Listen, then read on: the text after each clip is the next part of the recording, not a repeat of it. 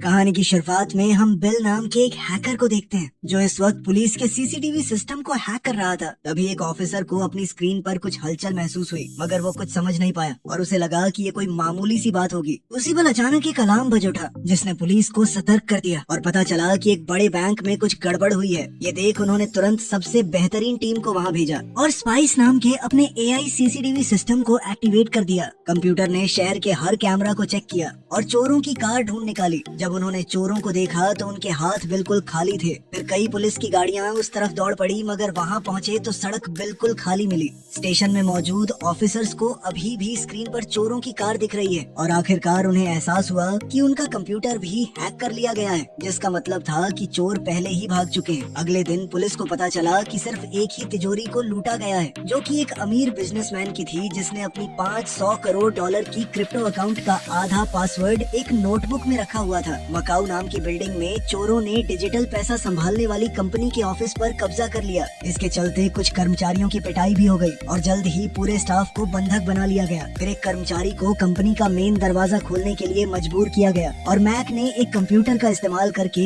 Bill को सारी जानकारी दे दी। तब उन्हें पता चला कि ये कंपनी तो बड़े बड़े लोगों के साथ काम करती है। इसमें देश की सबसे बड़ी क्रिप्टो कंपनी का मालिक भी शामिल है। उसके अकाउंट में 10 अरब से भी ज्यादा पड़े हैं। बिल ने लीडर जॉन के मना करने के बावजूद भी मैक से कहा कि इसकी जानकारी भी कॉपी कर ले, लेकिन उसी वक्त पुलिस पहुंच गई और चोर तुरंत लिफ्ट की तरफ भागने लगे। जॉन लॉबी के एक कैफे में मौजूद था ताकि वो बिना शक पैदा किए वहां से निकल सके। हालांकि वो गलती से एक औरत के सामने आ गया जब वो फोन पर फोटो ले रही थी। उधर लिफ्ट से निकलते ही गैंग और पुलिस वालों के बीच में भागा दौड़ी शुरू हो गई। अपराधियों ने बाहर निकलने का रास्ता ढूंढते हुए कई लोगों को गिरा दिया, लेकिन आखिरकार उन्हें रास्ता बंद मिला और ऑफिसर्स उन तक पहुंच गए। दोनों टीम एक दूसरे से जबरदस्त तरीके से लड़ने लगी और इस लड़ाई में चोरों ने कैप्टन सैम को बंधक बना लिया। दूसरे ऑफिसर्स गोली नहीं चला सकते, इसलिए उन्हें चुपचाप देखना पड़ा और अपराधी कैप्टन के साथ लिफ्ट में भाग गए। बाहर जॉन ने अपने ड्राइवर से जाने के लिए कहा, जबकि गैंग अभी वापस भी नहीं आई होती। जब लिफ्ट ऊपर की मंजिलों तक पहुंची तभी सैम ने फिर से चोरों से लड़ना शुरू कर दिया, लेकिन वो अकेला 4 लोगों का सामना नहीं कर पाया और वो उसे हथकड़ी लगाकर भाग निकले। चोर छत की तरफ भागने लगे और जल्द ही सैम भी अपनी हथकड़ियां खोलकर उनके पीछे दौड़ा। हालांकि गैंग पैराशूट लेकर आई थी, इसलिए वो बच निकलने के लिए सीधे टावर से कूद गए। भागते वक्त उन्होंने एक महिला को धक्का दे दिया, जिस वजह से वो किनारे पर ही लटक गई और सैम को उसकी मदद करनी पड़ी। क्योंकि लिफ्ट भी हैक हो चुकी थी, इसलिए सैम ने एक जंपर को टक्कर मारी और खुद उसके साथ टावर से नीचे उतर गया और सुरक्षित रूप से नीचे आ पहुंचा।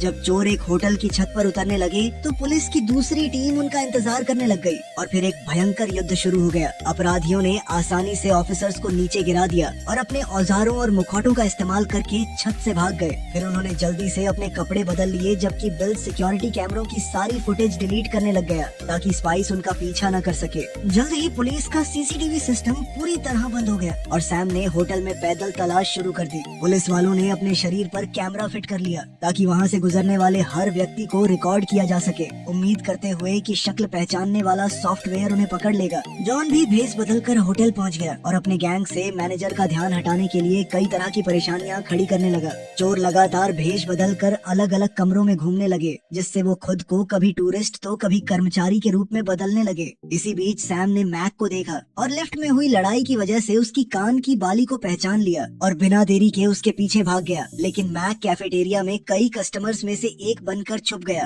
तभी अचानक कैमरा ने ये पहचान लिया कि वहाँ से गुजरने वाले चेहरों में से एक चेहरा सिस्टम में मौजूद नहीं है, इसलिए पुलिस उस आदमी के पीछे भागने लगी। जॉन जानबूझकर एक ऑफिसर से टकरा गया ताकि उसके कैमरे का लेंस थोड़ा धुंधला हो जाए और मैक इस मौके का फायदा उठाकर आगे बढ़ गया। ऑफिसर्स की टीम दोनों आदमियों के पीछे जाने के लिए अलग अलग हो गई, लेकिन मैक ने एक औरत का भेष बना लिया और उसका साथी बूढ़ा आदमी बन गया और वो भाग निकले। उसी वक्त लॉबी में खास लाइट शो चल रहा था। तभी बाकी चोर सिक्योरिटी गार्ड बनकर भीड़ में घुल मिल जाते हैं, लेकिन जैसे ही पुलिस वाले वहाँ पहुँचे अपराधी तुरंत कूदकर प्लेटफॉर्म के नीचे से निकल गए। बाद में पुलिस स्टेशन के अंदर बिजनेसमैन चिल्लाने और चीजें तोड़ने लग गया क्योंकि उसका अकाउंट खाली हो चुका था। पुलिस ऑफिसर्स ने आगे की योजना पर चर्चा करी और इंस्पेक्टर लारा ने कहा कि उन्हें अपने रिटायर्ड बॉस को वापस बुला लेना चाहिए। सैम ने कहा कि एक बूढ़ा आदमी एआई ट्रैकिंग से कैसे निपटेगा, लेकिन लारा ने उसे याद दिलाया कि स्पाइस अब बेकार हो चुका है क्योंकि उसे हैक कर लिया गया है, इसलिए उन्हें किसी ऐसे इंसान इंसान की जरूरत है जिसे पुराने तरीके से पुलिस का काम करना आता हो। फिर ऑफिसर्स ने रॉक और हेलन को दिग्गज एजेंट वोंग को वापस लाने भेजा, जिसकी फाइल अद्भुत कारनामों से भरी हुई थी। वो एक स्पेशल ऑफिसर था जिसका दूर दूर तक कोई मुकाबला नहीं है, लेकिन उसके करियर में एक दाग था कि उसकी वजह से उसके पार्टनर को अपनी जान गंवानी पड़ी थी।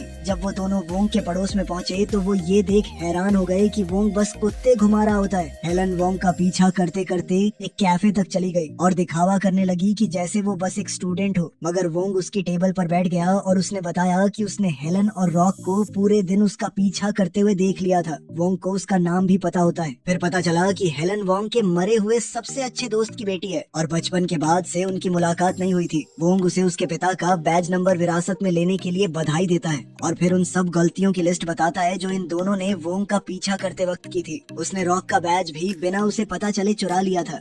कुछ देर बाद वोंग स्टेशन पहुंच गया और पुलिस की इकट्ठा की हुई सारी फुटेज देखने लगा और सिर्फ कुछ मिनटों तक फुटेज देखने के बाद ही वोंग ने सारे चोरों को पहचान लिया, क्योंकि उन्होंने कभी ना कभी सीसीटीवी कैमरा की तरफ देखा था, ये चेक करने के लिए कि वो अभी भी ऑन है या नहीं। इधर अपने ठिकाने पर जॉन ने बिल को बर्बाद हुए वक्त के लिए पीटना शुरू कर दिया, क्योंकि इस वजह से वो लगभग पकड़े गए थे। जब मैक उसका बचाव करने की कोशिश करने लगा तो जॉन ने उसे भी गुस्से से धक्का मारा, क्योंकि सालों तक अंधेरे में रहने के बाद वो कैमरा में पकड़ा गया था। तभी एक लड़ाई शुरू हो गई और जॉन ने चाकू निकाल लिया, इसलिए सभी चोरों को मिलकर उसे शांत करना पड़ा। चोरों की जितनी स्क्रीनशॉट्स मिल सकती थी उन्हें इकट्ठा करने के बाद वोंग ने एक लंबे कोट वाले आदमी को नोटिस किया जो फुटेज में बहुत बार नजर आ रहा था। पुलिस को वो तस्वीर मिलती है जो उस औरत ने ली थी और सबने ही निष्कर्ष निकाला कि ये आदमी भी गैंग का हिस्सा था। तभी वोंग को एक पुराने एजेंट की याद आई जिसे शैडो के नाम से जाना जाता था, जिसने युद्ध के दौरान एक इलीट असैसिनेशन की टीम में सेवा दी थी। उसने दौलत की तलाश में सेना छोड़ दी थी और 1999 में बिना कोई निशान छोड़े गायब हो गया था। वोंग ने सोचा कि ये रहस्यमयी आदमी वही शैडो है जो अब वापस लौट आया है, इसलिए वोंग ने उसे ढूंढने के लिए एक टीम भेजना चाहा। लेकिन तब वोंग को पता चला कि अब तो ये सारा काम एआई से होता है,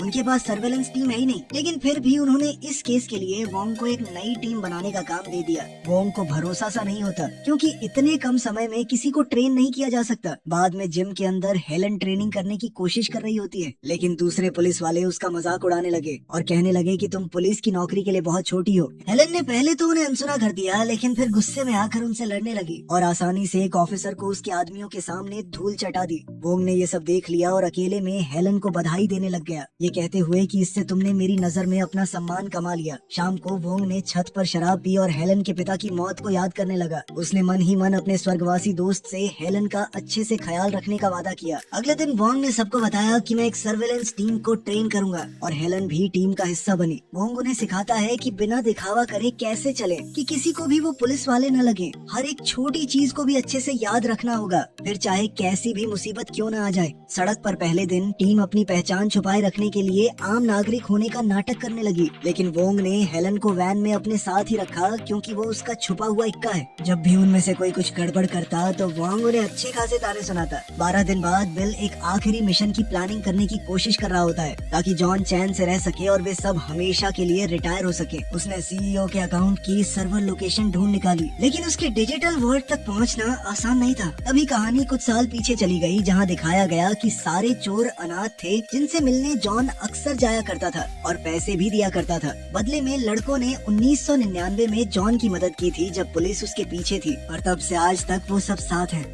15वें दिन पर हेलन खाना लेने बाहर गई, लेकिन जब वो वैन में वापस आ रही थी तो उसने नशे में धुत कुछ आदमियों को देखा जो लड़कियां छेड़ रहे थे। वोंग ने उसे याद दिलाया कि तुम अभी अंडर कवर हो और तुम्हें नॉर्मल पुलिस को बुलाना चाहिए, लेकिन हेलन ने उसकी बात अनसुनी कर दी और उन आदमियों का सामना करने चली गई। एक बार फिर लड़ाई शुरू हो गई। उसने बढ़िया मुक्केबाज चलाए, लेकिन अकेली वो इन सब का सामना नहीं कर सकती थी। उसी वक्त वोंग ने आके उसे बचाया और सबको पीट कर वहाँ से भगा दिया। बाद में वैन में वोंग हेलन को मिशन लगभग बर्बाद कर देने के लिए डांटने लगा। हेलन को नहीं लगता कि वो लोग असली काम कर रहे हैं, इसलिए वोंग उसे बताता है कि उसके पिता के साथ क्या हुआ था। अपने समय में वो दोनों 8 महीने तक अंडर कवर थे और अब जवान वोंग यूं बस वेट करते करते थक गया था। जब उसने कुछ अपराधियों को एक बच्चे को किडनैप करने की कोशिश करते देखा तो वो उन्हें रोकने के लिए कूद पड़ा और गैंग ने लगभग उसे मार ही दिया था। हेलन के पिता ने उसकी मदद करने की कोशिश की थी, इसलिए किडनैपर्स ने भागने से पहले उन्हें गोली मार दी। आंखों में आंसू लिए वोंग कहने लगा कि एक पुलिस वाले को कुछ भी अगर करना है तो सोच समझ कर करना पड़ता